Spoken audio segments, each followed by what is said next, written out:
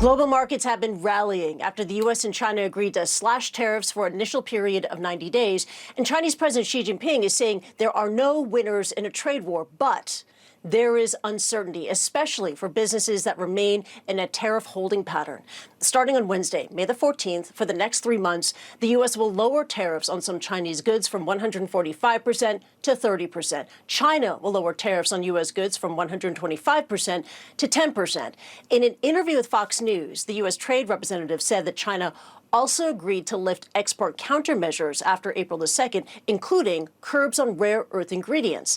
U.S. tariff rates on small packages from China, this is known as de minimis, will also be decreased. All this comes after a weekend of high-stakes trade talks in Geneva, the first face-to-face meeting between the U.S. and China since the latest trade war escalated in March. Investors have been cheering the move, Chinese state media as well. And addressing a Latin American trade forum in Beijing today, the Chinese leader Xi Jinping repeated that well-worn line, there are no winners in a trade war.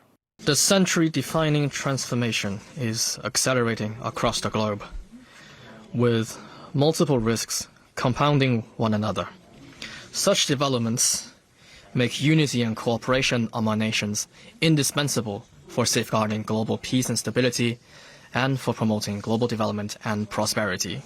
There are no winners in tariff wars or trade wars.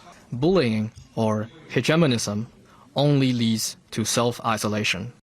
But businesses, investors, they want more clarity and reassurance. Look, 30% tariffs on China is a sharp drop from 145%, but it will still mean higher prices.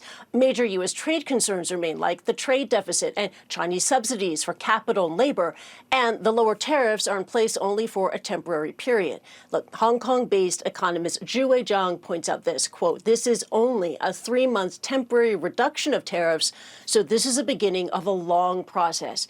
And Jane Foley, head of FX strategy at Rabobank, adds this, quote, the overall scenario is not as bad as it could have been, but we still have a fair amount of uncertainty about where these tariffs will settle, their impact on world growth and central bank policy. So 90 days is a welcome break from the trade war, but the clock is now ticking. The U.S. and China now have 3 months to reach a final trade deal. Kristie Lu Stout, CNN, Hong Kong.